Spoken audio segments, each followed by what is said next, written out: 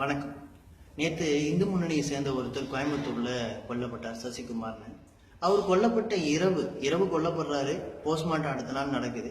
அந்த பாடி எடுத்துட்டு போற இந்த இடைப்பட்ட சில மணி நேரங்கள்ல மிகப்பெரிய வன்முறை கட்டவிழ்த்தவர். திறந்த கடைகளை எல்லாம் மூட சொல்லி கல்லெடுத்து அடிக்கிறது.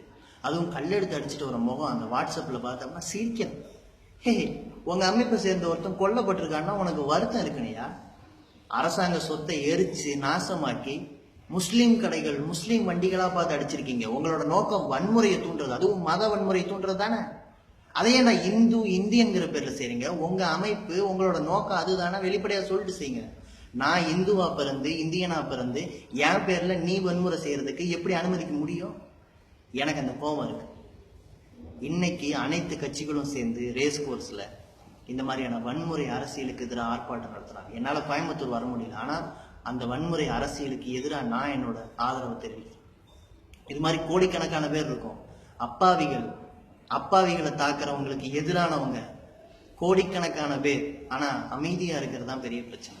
இவங்களுக்கெல்லாம் பயம் வர மாட்டேங்குது. ஏன்? அப்படியே வேடிக்கை பார்த்துட்டு இவங்க போயிடுவாங்க. வேடிக்கை பார்த்துட்டு எங்க போயிடுவோம்? இது எங்க நாடு. வடநாட்டுல நீங்க அரசியல் பண்ணி, கலவரம் பண்ணி, அதிகாரத்துக்கு வந்து அதே அதிகாரத்தை ரசிக்கணுங்கிற சுவையை இங்க முயற்சி பண்ணாதீங்க. விடமாட்டோம், முயற்சி பண்ண விடமாட்டோம். அப்பாவிகளோட குரல் இப்போ ஃபேஸ்புக் இருக்கு, ட்விட்டர் இருக்கு, எல்லா இடத்துலையும் உங்களோட எழுத்துக்களை பார்க்குறோம். என்ன மோசமா எழுதுறீங்க? பாரத மாதான்னு சொல்றீங்க, பொம்பளைகளை பத்தி என்ன எழுதுறீங்க? அதுவும் இந்த வன்முறையை ஒட்டி நீங்க 2 நாள் முன்னாலதான் ஒரு தொலைக்காட்சிக்கு போன் பண்ணி மிரட்டினீங்க.